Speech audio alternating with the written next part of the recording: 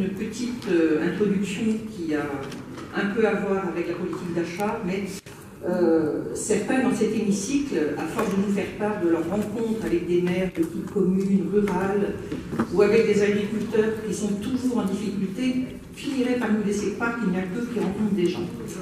Alors, Monsieur le Président, il n'y a pas de raison que je ne puisse pas partager moi aussi mes rencontres. Parce que moi aussi... Ils ne sont pas trop nombreuses.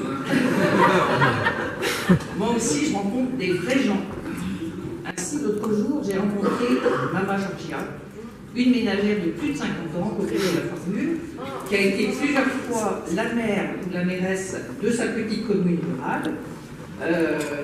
Petite commune rurale dans laquelle travaillent plusieurs agriculteurs. Et alors, c'est curieux parce qu'on ne doit pas visiter les mêmes endroits de la Bretagne, certains élus et moi, mais cette mère, issue en plus de l'immigration, son nom l'indique, son papa était maçon italien et a migré en Bretagne, s'est marié à une Bretonne.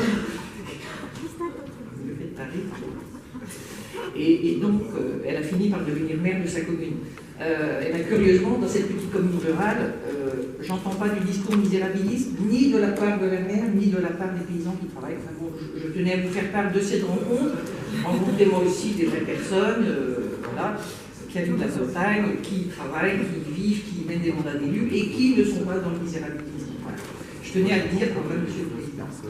Je reviens au bordereau et je concentrerai mon propos sur un seul des volets du rapport, à savoir le projet Breizh-Alim, qui vise à mettre en œuvre une stratégie d'achat de qualité et de proximité en restauration collective dans les lycées pour commencer. Le rapport souligne bien que nous sommes là aux marges de nos compétences strictes, mais qu'en mettant les acteurs autour de la table avec des objectifs communs, la région Bretagne fait là encore preuve de volontarisme et de sa capacité justement à mettre autour d'une même table des acteurs qui jusque-là ne se parlaient pas ou peu. Breizh-Alim est donc une marche de plus dans la construction de ce que nous avons nommé durant cette session la nouvelle région. Cette session qui se saisit de toutes les grandes questions du quotidien des Bretons et des Bretonnes. Favoriser le lien entre la commande publique des restaurants scolaires et les filières de nos territoires est donc un enjeu de développement local et de maintien des activités de production primaire et des entreprises de transformation sur nos territoires. Deux questionnements cependant. Le premier est celui de la nécessité de la souplesse dans le système.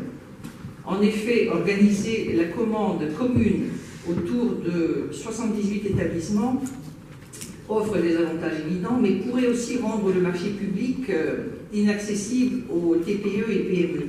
Il faudra peut-être jouer avec l'architecture des lots pour viser juste.